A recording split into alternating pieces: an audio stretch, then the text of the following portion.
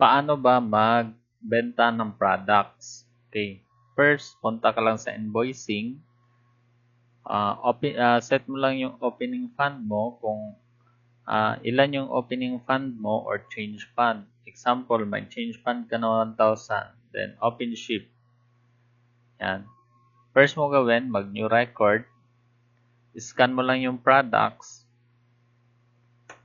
Then, ito na siya. Then, number of quantity. Example, 2 ice cream binili niya.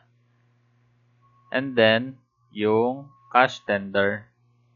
Example, binayad niya is 1,000. Then, save. Would you like to print? No.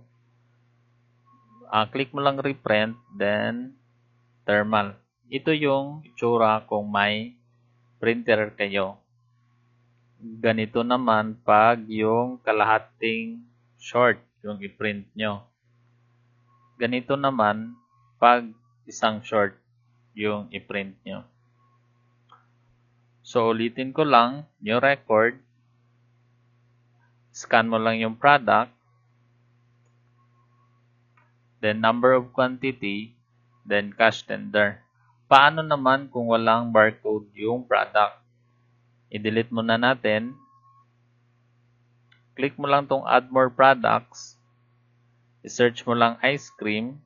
So, ito na siya. Then, number of quantity. Example, binili niya isa. So, ito na siya. Then, amount tender. Example, 400. Then, save. So, ito yung change niya.